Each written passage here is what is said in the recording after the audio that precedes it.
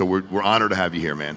And I want to, and honored to have you share, kind of from the heart what you got going on. So if it's okay, man, let's just jump right into it. Let's do it.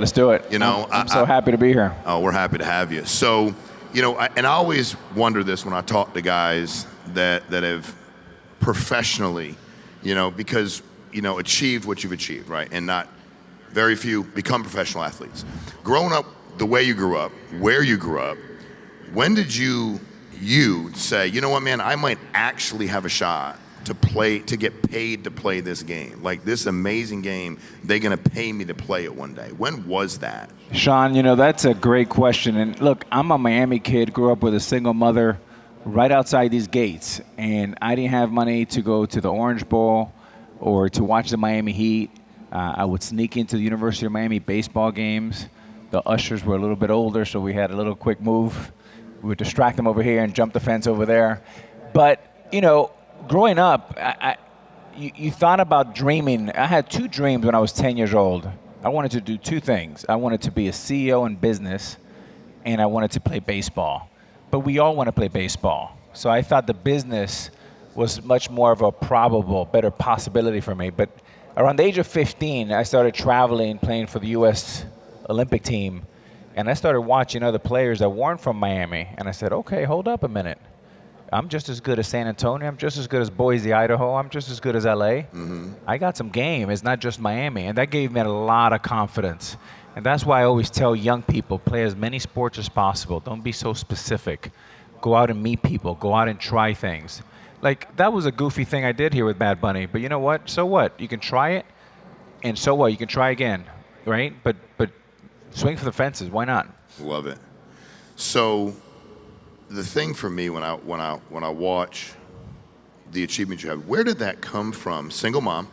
So this whole CEO thing, single mom outside these gates. Mm-hmm. Where did that come from? Where you said, man, I want to be a businessman one day. You start studying like life, right? You start thinking like, wait a minute, if I'm a pretty good baseball player and I have a good SAT score and I can go out and have a good GPA, in what world can you go from Kendall right here in Miami all the way to Palo Alto and go to school to Stanford? Mm-hmm. Because you can play baseball and have decent grades, not even great, good grades, right? And I started thinking about it like that. I started thinking about what's going to happen next. I saw my mother with 2 jobs, struggling, paying the rent. We had to continue to move every 18 months because the landlord kept raising the rent. And I remember as a 10-year-old boy, I went down on both my knees and I said, dear God, if I ever have an opportunity to trade places with the landlord, I will do that. Because the stress on my mom, I saw it in her face. I saw it, her feet will get swollen. I saw that she had a lot of stress. So 10 years later from that prayer, 10 years or so, maybe 12 years later, I bought my first duplex. And I bought them right outside these gates here in Biscayne Boulevard. And it was a small start. I needed a $48,000 down payment. And then I sold that for a 4-plex, and then an 8-plex. And over time, we've now acquired, cut to today, over 20,000 multifamily apartments, over 10,000 single-family homes for rental. But it started really, really small. It's funny. I was talking to my mother the other day, and I don't know even why she bring it up. And she said, same thing. We would move from place to place to place. And she said, and why I'd have to fight to get in those places because I was a single mom. Mm-hmm. And when they found out I was a single mom, and her income was as low as it was, and it's weird because I watched her not pursue a dream as an entrepreneur, and that's why I think I wanted to do it. So you get drafted. Get drafted by whom? By the Mariners. By the Mariners. Yeah. Okay. What year was that? That was '93, the furthest spot in the country, Miami to Seattle. So you got drafted. Did you know, like, coming up the process, that's where you were going to land probably, or do you have any idea? I had my sights were set on playing at the University of Miami, being a shortstop and playing quarterback. Okay. And that was a lifelong dream. But when I was the number 1 pick, it was obvious that I had to go. And it was also my opportunity to retire my mother, buy her a house, buy her a car. And I made a promise to her when I was 18 years old that she'll never work again. And thank goodness I made good on that promise. Love it. How many years were you in Seattle? I was in Seattle 7 years, 3 in Texas, and about 15 or so in New York. And what was the biggest thing as a young ball player in Seattle you learned? Just great leadership. As you think about baseball, business, basketball, whatever it is, it starts with people. And you're an average of the 5 people you surround yourself with, and really be thoughtful and intentional about who are those people.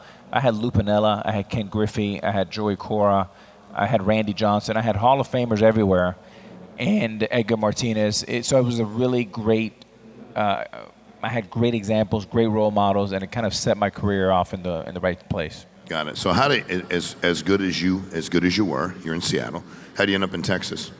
So I became a free agent at 24. Texas came calling and signed me at the time for the largest contract in sports history. It was a 10-year deal for $252 million.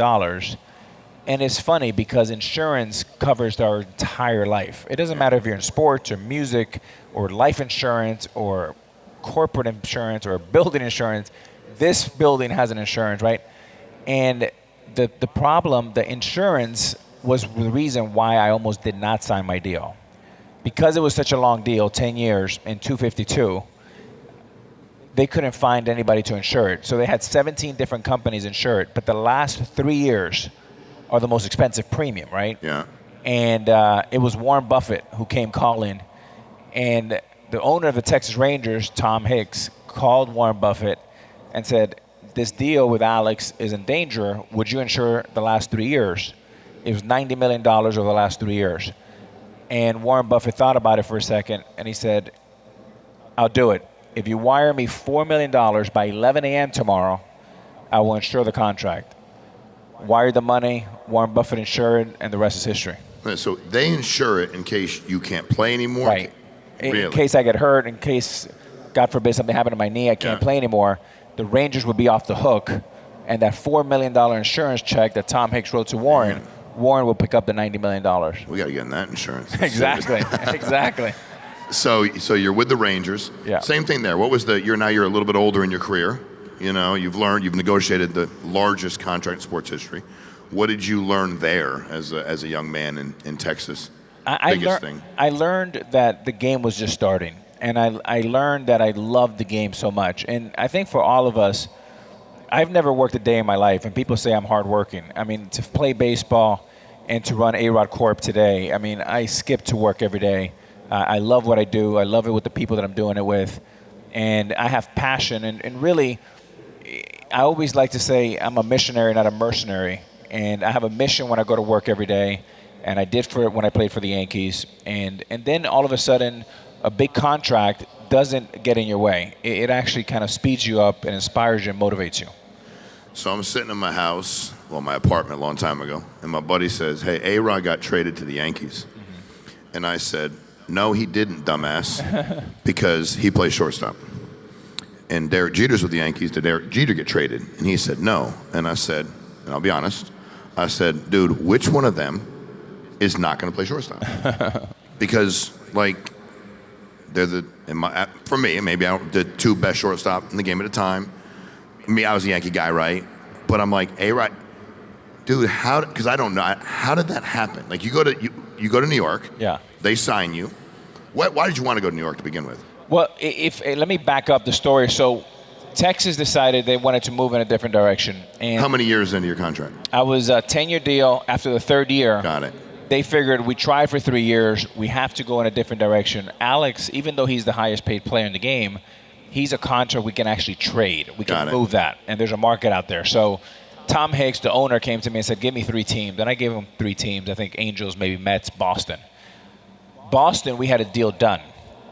Signed deal, delivered, signed by me, John Henry, the owner of the Red Sox, Bud Selig, the commissioner at the time, and myself. But you need one more signature, and that's the Player Association, Don Fear, needed to sign it. And because I was in a union as one of 750 players, I had, in order for me to go to Boston, I was willing to give up $40 million. And our players union said, we're not going to let you do that because it'll set the wrong precedent. And then other owners will come ask other players to make concessions. You were willing to go to Boston for $40 million less. Yeah. Why? I just thought that, I grew up watching Magic and Bird, and I thought Yankees and Red Sox had it going pretty good. I thought it would be awesome to play shortstop in Boston, Jeter shortstop in New York. We already have Big Papi, Manny Ramirez. Those guys are like my Dominican buddies. And I just thought it was like a match made in heaven. When that deal fell apart, it was like, man, we worked on this for 2 months. And Don Fear said, I'm not signing that contract. So then I went to the MVP, collected my MVP, Brian Cashman sitting right next to me. And he said, boy, that deal really fell apart. I kind of don't feel that bad. I'm glad you're not going to Boston. So I'm having a few cocktails. And he says, I think he just said it joking around. If you're willing to come to New York and play third base, maybe we'll have a conversation. Well, I had a couple more Tito's sodas. I went and collected my trophy and my gold glove and my MVP. And I'm giving my speech. I'm a little buzzed. And I come back and I say, hey, Cash, were you serious about that? And he goes, yeah, were you? And 2 weeks later, we go to Tampa. There's a press conference, and I become a Yankee. Wow. So, all right, so the Players Association assumed that if you did that, it would set a precedent for the owners and the players. They just wanted to. How'd you feel about that? Do you understand? I mean, you're a young man. How did you? I mean, I was bummed, right? I mean, that's the union protected me as a player, protected all the other players. And when you're part of a union, you're part of a team. So on one side, I was kind of depressed that it didn't happen. I said, boy, here I go back to Texas. Once your mind, you say, I'm gone, you already start thinking about schools, where you're going to send your daughters to school. You start thinking about how life's going to be as a Red Sox uniform, and you're kind of checked out, if you know what I mean. And then they say you got to go back to Texas. You go, oh, shit. So that was kind of the moment. And then, boom, I sat next to Brian Cashman, and we changed history a little bit. So a lot. Yeah. So who was the first Yankee you called when you got the deal done? Well, I spoke to Jeter. Okay. Probably Mariano and Coach Torre, our manager. And you were in the Yankees how many years? Close to 15. And you won a championship in? In 2009, we won the championship, and I think this pertains to all of you. As you think about building teams, Sean, we had in 2009 the New York championship team. We beat the very, very good Philadelphia Phillies, and they had a tremendous team. They had won the year before. They beat Tampa Rays. And that 2009 team, when I look back at the roster, it's the most diverse roster I played in my 25-year career. We had an MVP, Hideki Matsui, Godzilla from Japan. We had a closer from Panama. I was at third base and second base, Robbie Cano, Dominicans. We had a shortstop, African-American, Cece Sabathia. We had Andy Pettit from Texas. You look around, it's like the United Nation. But what I realized was a diverse team is a better team. And I brought the same practice to A-Rod Corp. And today we have one of the most diverse teams out there. And it's so important. You need to have people that think differently, grew up differently, men, women, young, old, and always really thinking about complementary set of skills that are going to complement you with your teammates. You know, it's funny, we had Damon John here yesterday. Yeah. What we called, he was here. Then we had Kevin O'Leary last year. Uh-huh. And Damon came back upstairs and he said, dude, you sure you all do life insurance? I said, yeah, why? He said, that's the most diverse group of people in the financial services industry I've ever spoken in front of. And I was like, well, that's been our biggest strength since the day we started. Yeah, that's awesome. That's 100%. awesome. That's great. 100%. So you win a championship. And I don't want to, this isn't, you're a professional athlete making all kinds of money. How did that championship change your life? I mean, you're all making boatloads of money. Not everybody's making what they're making. But how did that championship change your life? You know, I grew up here in Miami. Anybody remember watching Dan Marino play? Dan Marino, yeah. So Dan Marino was my favorite football player of all time. And unfortunately, he never won a title. And I saw that, and I saw how much it pained him. And I know that he wanted that championship so much. And he had one chance against the 49ers, and we lost. And here I am. I'm 15 years into my career with no championship. And some of my peers have championships. And boy, I got to get a championship here. So it was more of I was happy, but it was almost a little bit more of a relief that we won that championship. And that monkey, that gorilla, the huge gorilla came off my back. Who's the greatest coach you ever played for? Lou Piniella. Why? I think Lou, attention to detail, completely focused, fierce, great tactician. He learned from Billy Martin, the late Billy Martin, and then I had him at 17 to 24. So in many ways, Lou kind of took a little bit of a father figure. Yeah. And spoke Spanish, and just a cool guy. Looked like it. How about teammate? Greatest teammate ever. Boy. Well, I played in three organizations. I'll give you one from each. In Seattle, I would say it was Edgar Martinez. In Texas, it was Michael Young. And then New York, I would say, is a tie between Mariano and Andy Pettit. Why Mo and Andy Pettit? I mean, I think both those guys they're Christians. They're great family men. They walk the walk every day, right? And very quiet, carry a big stick, winners, champions. I always say winners hang out with winners, losers with losers, and both in business and in sports. And those guys, very honest, very straightforward, never sugarcoat anything. But in tough times, you never want to be with anyone else besides them. Those are the guys what I call foxhole guys. And yeah. Got it. So you're playing Major League Baseball. You're a professional athlete, yet you're a businessman as well. You're accumulating real estate and all kinds of stuff. As your full-time playing career wound down, what was the business you got into that was like completely new to you? You're doing real estate, that was probably the best learning lesson or best teaching lesson or anything that you jumped into and were like, man, I didn't know A, B, C, and D, but I'm glad I went through it. I think the lesson was, believe it or not, in real estate. And again, it goes back to insurance, right? Like, we all need insurance or schmuck insurance or some type of place where if the highway doesn't look good, you can kind of get off in Coral Way, if you know what I mean. Down in 2007, when the economy was kind of going a little bit upside down, we signed some personal guarantees on non-recourse loans. And that was a great lesson. We were able to pay those back. The real estate came back, but never again have I ever signed anything personally guaranteed. They also say never sign PG. That's a personal guarantee. If you get a loan, always look to find a non-recourse loan. That way, if something goes bad, they can take the asset, but they can't come after you. So that was a great lesson. Got it. Who's been your biggest mentor in business? I've had a lot. I would Give us a few of them and what you learned, if you would. I would say Warren Buffett has been the person that I've learned from the most. And he gave me some very simple advice. Number one, be a good person. Number two, be a great baseball player. And keep it very simple. But the one thing that Warren talks about that applies for all of us here in the room is the single best investment you can make in your life is in ourselves. And he specifically talks about the ability to communicate at a high level, both orally, like we're doing now, and writing. And if you think about 90% of what you do at work is probably through emails. And then the ability to communicate at a high level is really important.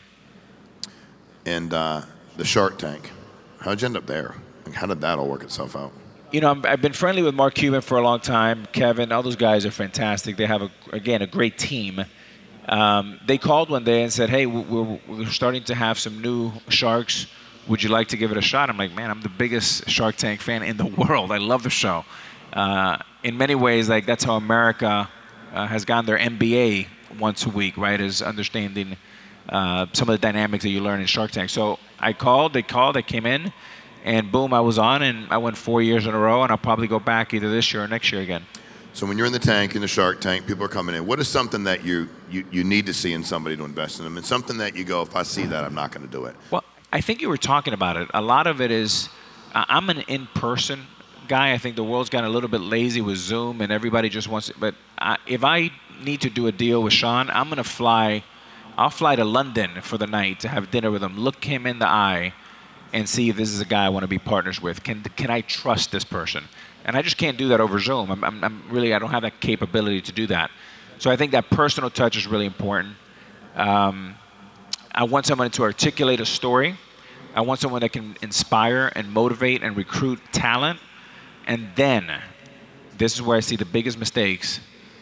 Two ways: over talking and not saying anything, And number two, you have to know your numbers, cold. And very often you walk into an entrepreneur, they're making you a pitch, and you say, okay, now give me the numbers. And they start ahhing and oohing and eyeing, and that's probably a way I'm going to go the other way very fast. Making a first impression is paramount. I usually know within the first 3 minutes whether I'm going to do business with this person or the deal he's telling me if I'm going to like it or not, just within the first 2 minutes. And the reason why is after seeing so many thousands and thousands of deals, you get a pattern recognition of people, of tone, of pitches. And how do you separate yourself? Be clear, articulate, have confidence, and know your numbers. Every good storyteller has a beginning, middle, and an end. And they say when you want to communicate, there's 3 things you want to do. You want to tell them what you're going to talk about. You want to tell them what you're going to tell them. And then you're going to remind them what you just told them. That's great. Thank you. So you're a baseball guy. How do you end up in the basketball world? You're in Minnesota. You know, Sean, I want to go back because I get this question asked all the time. How come athletes run into financial problems so many times? And it's the reason why I started my career in business is out of fear. Okay. I was scared to death to see the way that my mother didn't have a way to invest her $5,000 of savings, if she had that, with a Blackstone or with a Warren Buffett. Yeah. So my whole thing is you got to have financial literacy to empower your home. And the more you know, the more you empower. And how do we democratize that if my mother has only $2,500, she can invest with an A-Rod Corp or a Blackstone or a Warren Buffett? And so it started out of fear. But often you may think, how do athletes go bankrupt or run into financial? Let me just run one drill by you. So say Sean's a player. He plays in New York or LA, high taxes. Let's say Sean makes $100 million in his career. $100 million. If you play in LA or New York, you pay, call it 55% taxes. So now Sean's down to $45 million. Sean pays $5 million to his agent. Now he's down to 40. He pays $10% to his lawyer. That's $10 million. Now he's inside $30 million. Now Sean hasn't bought a house, hasn't bought a car, and hasn't even gotten divorced for the first time yet. So you look at it, and it goes by pretty quickly. So fear was the reason why I started my business career. And it's important to have some fear. Got it. So that took you had fear. How did you end up as an owner of a professional franchise? So we took a run at the Mets. And a group of you? Yeah, a group of my investors. And we were second behind Steve Cohen, who's done a phenomenal job with the New York Mets. We were the second winners. But in that practice, we had a team of about 50 people overlooking this deal, underwriting it, understanding what are all the levers to pull. And we were really disappointed when we didn't get that deal. But as you guys know, if you keep a good attitude, one door closed, another one opened. And as we got into this mix, people knew that our last offer was $2.4 billion. So people knew we had the equity to go get this deal. And when Timberwolves came up, we got a couple phone calls. We met with the owner, and we looked at it, and we go, boy, this business is even better than Major League Baseball, and is $1 billion less. So we were able to move very quickly because we were just so prepared underwriting this that we were prime. When that deal came, we saw it. Within 7 days, we shook hands and we got a deal done. Did you ever play for anybody that owned any of your franchise that was a player? When you were playing ball, was anybody that was an owner? No. Okay. What have you been able to do on your end with your playing experience as an owner? Do you think it's giving you a distinct advantage? I think it's really understanding what the players feel like. I think all great leaders have to have a certain amount of vision, but you have to have compassion and empathy for the talents, for your teammates, for your people. I think it's something that I want to underscore as you guys go out into your world. It's important, if you have people that work for you or work with you, if they know that you have their back, they'll go through a wall for you. But if the opposite is true, they probably will underachieve. So what I try to do is really talk about, with our players, talk about their future. I want these guys to get paid. I want them, if it's not going to be with us, it's with someone else, but to really develop and really invest into their families, their futures, and really caring about them. In many ways, what Magic Johnson did for me, when I saw Magic Johnson, Sean, I said, oh my gosh, you can actually be a very good athlete and take those skills and bring them to the boardroom. And because Magic was a man of color like me, I said, hey, maybe I can too. And Magic gave me hope. And as I think about, Jordan, Michael Jordan and myself being two of I think the only athletes that are in a position to be controlling owners of one of these franchises, it's something that's really exciting, but it's really important for other kids of color, men, women, and everybody says, well, if Alex did it, why can't I do it? And it's my job when I get in that boardroom to make sure I leave that boardroom open so I can bring others with me. So you said that's a better business. That was a better business, the NBA, than Major League Baseball for y'all. How come? I think baseball is, when I grew up, I think all of you, our parents, I guarantee your parents probably like baseball, right? It was just the number one sport for so long. And here comes the NFL, and here comes the NBA.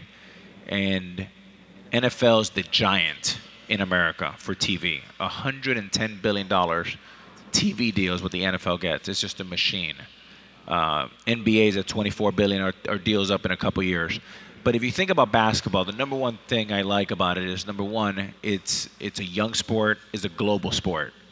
There's around 400 million people here in America. There's 400 million people in China playing basketball. There's 1.5 billion in China people. There's 1.4 billion people in India. Massive sports NBA place there. So if you think about what's happening there, we played in Paris, we played in the Middle East. Basketball is an absolute growing sport. It's still in the very, very early days. And if you look at the young demographics that watch basketball, it's probably the youngest in all of sports. And last night I was in Minnesota watching our Timberwolves. We sit down for tip-off at 7:05, and 9:15, we're ordering a glass of wine at the restaurant. So it's a good pace, it's great for TV, and it's just an incredible business with great leadership in Adam Silver. Now, baseball's made a lot of changes to speed the game up. Made a lot of changes in general, right? What do you think are some of the biggest changes they made? Are you concerned that if they don't tighten this up and if people can't go enjoy a glass of wine after 3.5 hours or whatever it is, that it's going to continue to be a struggle? Yeah, it's 3 hours a short game, right? 3.5 hours. Sometimes you get into 4.5. And look, I don't care if one of you says, what's your name? If George says to me, Alex, I have the greatest movie. You have to watch this movie. It's incredible. It's got De Niro and it's got this one and the other one. I said, George, how long is the movie? He says, 4.5 hours. Not for me. I mean, we just don't have 4.5 hours, right? And if you think about baseball being 2 hours and Sunday being just once a week, the scarcity is really, really important. And then the way this game. So I think long term, 200 years from now, I think baseball will be stronger than ever. I think in the short term, the next 5-7 years, I see some tremendous headwinds in baseball. Yeah. As an entrepreneur, and again, that's what everybody here is. They're not W-2, they're 1099. They go to work, they make sales, they get paid. They recruit agents, they get paid. If they do neither, they don't get paid. If they build a business big enough, they'll eventually have the residual income. What have you seen? And most of us, myself included, I didn't come from, nobody sat me down and educated me on what to do. For some of the folks in here, what they've been asking all weekend is, I'm having a hard time seeing myself as a businessman or businesswoman. I see other people, and I don't think they're necessarily better than me, but then sometimes I think they are.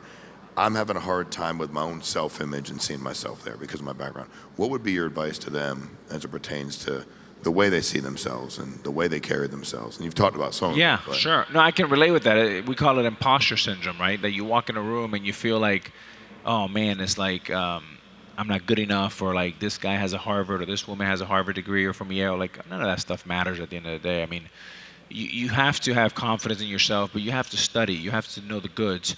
I always say to my team, don't go wide and shallow. Go narrow and deep. And I'd rather you hire one person that's an A player than 5 Bs. And I'll tell you why. When you bring A players, they recruit and attract other A players. When you hire Bs, they hire Cs, right? So you always want to make sure that when you bring in people, you bring them that are way smarter than you and complement your set of skills. And then you want to have a contract that aligns for growth. That if you win, you both get to drink a little champagne. Because if not, if they are A players, you're going to lose them. So I say be greedy, but be long-term greedy, not short-term greedy. And the way you do that is by building an enterprise. And the other thing, Sean, I would say is this. Stop listening to what they teach in school. I mean, the fact that they don't teach financial literacy in the U.S. school system is an embarrassment to life. It really is. And one of my favorite books was written by a buddy of mine named Robert, who was called Rich Dad, Poor Dad. And the Poor Dad teaches you exactly what the school teaches you, right? They teach you, go to school, get into debt, get a job, pay taxes, do that over and over again, and then when you're 65, you have a retirement. Like, to me, that's a bunch of nonsense. Like, you can have your, what I call, I got to keep my lights on, but then you have to have a little bit of your side hustle. But where's your investment vehicle? George, if you make a salary, stand up, George. George, what do you do? Life insurance. All right, you have 20 seconds. Let me get a little closer. Sean, can I get the thing? Do what you think. Do your thing. Right. Sean, my friend George here. There's my guy Nadeem. Don't you worry about Nadeem. Nadeem comes all the way from Slovenia. He's fantastic. Let's give Nadeem a hand. Nadeem, yeah. Great hair, Nadeem. So George, I can pay a big life insurance. I don't have a big life insurance. My life insurance is due. You want to sell me life insurance? Tell me why your life insurance, you got 20 seconds, sell me on why your life insurance is the best insurance in this room. Let's give George a hand. Come on, let's go. Come on, George. Hey, no coaching. You're on your own. I'm trying to protect my estate planning, and I have my 2 daughters. So I want to give a lot of it to my daughters. I want to give some to the University of Miami, the Boys and Girls Club, and some for Nadeem. All right. You got 20 seconds. Don't think too much. You're about to lose me. I want them to have their capital starting when they're 40 years old. It started, but I need help.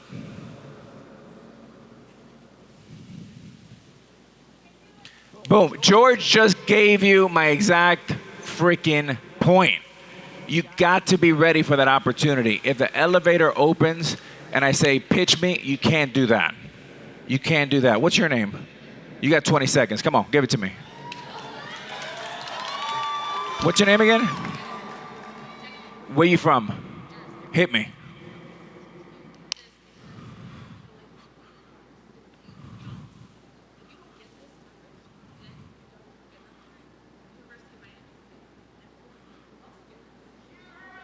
How much is this going to cost me? Dude, enough. Let's give her a hand. Let's give her a hand. That's it. So, George, you need a little help. Jay, that was amazing, right? My point is, Sean, we don't know when we're going to get that call, but we got to wake up every morning before we go to sleep, and we got to be rehearsing this. I've been thinking about being an MBA owner or professional owner for 40 years. I wake up, I write it, I know it, I believe it, and it doesn't matter. Let me tell you what's my greatest gift in life, okay? I'm going to try to get this number right, and I'm going to sit down because I'm pissing off Sean, but I'm really excited because I'm in Miami. Everyone in baseball talks about, when they talk about my career, they talk about a few things.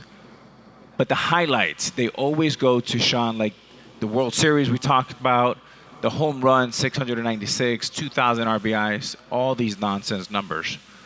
But what they forget to tell you, that I'm 5th all-time in the history of the game. Where's Elena? Is Elena here? Where's Nick? No, they're not here. But I think 5th all-time in the history of the game. 5th all-time in the history of strikeouts. That means that only 4 people in the history of mankind have struck out more than I have. 4. So that means that I have a PhD in failing, but I also have a master's in getting back up, right? And that's what you need to have. George, you got knocked on your ass. Next time you get called, you're gonna get up and you're gonna be ready. And it doesn't matter because we're here with you. We're not laughing with you. We're laughing together, okay? And as long as you know that it's okay to stand up and fall on your ass and get back up, give it to me again. Go ahead, 10 seconds, come on, get it. Sell me. No more questions, sell me.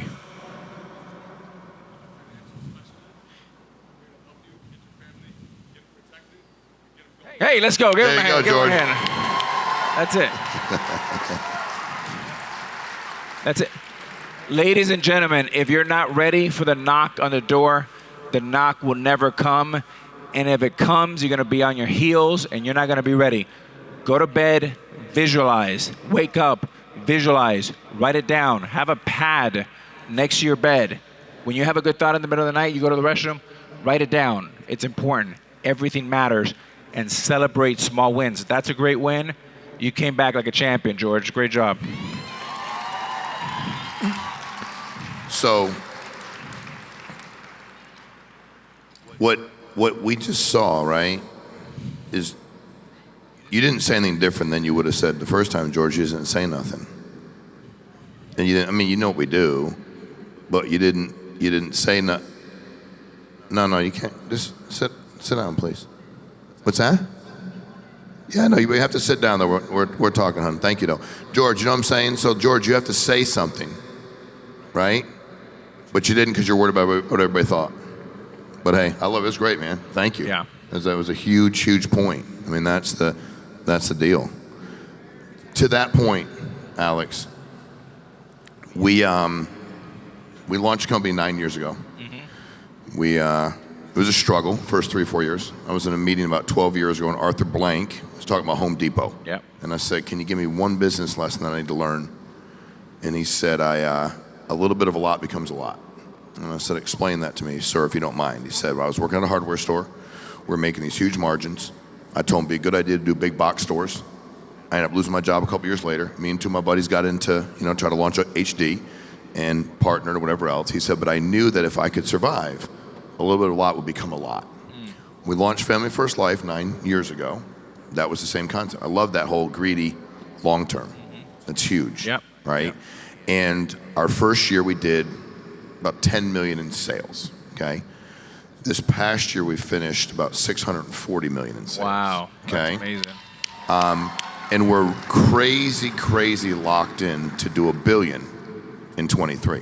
Now this past year though, and I'm a big numbers guy, good or bad, was our worst year of growth ever. Now we grew at 19%, but I hate growing at 19%. Matter of fact, I threw up my own mouth when I got the numbers. I want to put my head through the wall because there's so many people that need our help. Yeah. There's 400 million people in America, and the vast majority of them live in the middle American market. Yeah. They're all our clients. When I got my license, somebody said, why don't you want to sell to wealthy people? I said, everybody wants to sell to wealthy people. There's a lot more agents trying to sell you all policy when you got rich. They didn't call your mom before you got rich. That's right. So, but afterwards, they all want to do it. And they beat you for 2 cents a month. So I'm like, okay, I'm good. We need to go to $1 billion this year. And I think what happened, Alex, I think we launched a company, actually I know we did, to help people and to serve them. And I think at some point in time, and I'm being transparent, and I want your advice on this as we close out, we got more focused on, well, I'm doing pretty well now. I'm doing good now. For me, I never knew if we were going to make it or not. But if not, we're going to crash and burn. It's going to be a hell of a story. I just want everybody to make it. Yeah. The stuff is just stuff. Like as my buddy always says, most of us live better than we need to live anyway. Yeah.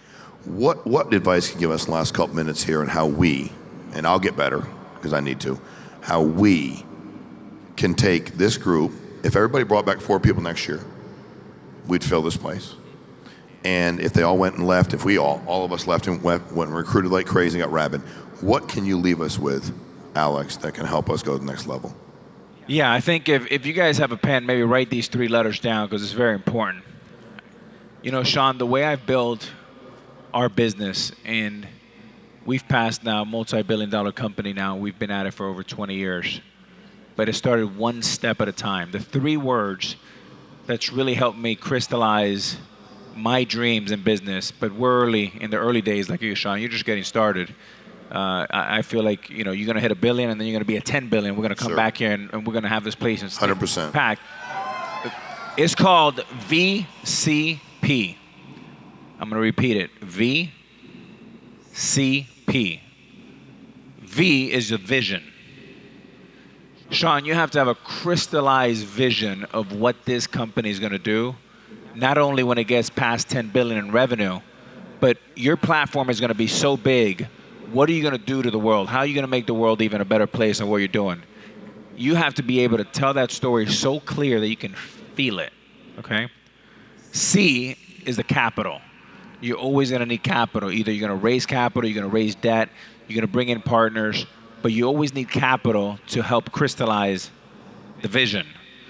And then you need the P, and this is the hardest one. You need the people. You need to go find the greatest people in the world, recruit them, sell them on your vision, then pay them really well. And the great talents you want to overpay. There's no such thing as you overpaying for great talent. Michael Jordan's worth it. LeBron James worth it. Derek Jeter's worth it. Mariano Rivera's worth it. Dan Marino's worth it. Always lead with the best and forget the rest.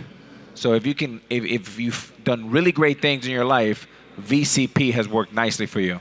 If you've come up short in some of these, ventures, you're probably missing one, maybe two, or maybe all three. But people always say, Alex, how do you do so much?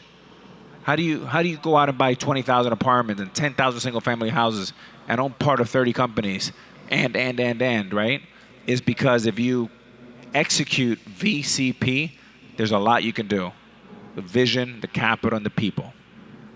That's outstanding, man. Well, first of all, I really, really appreciate being here.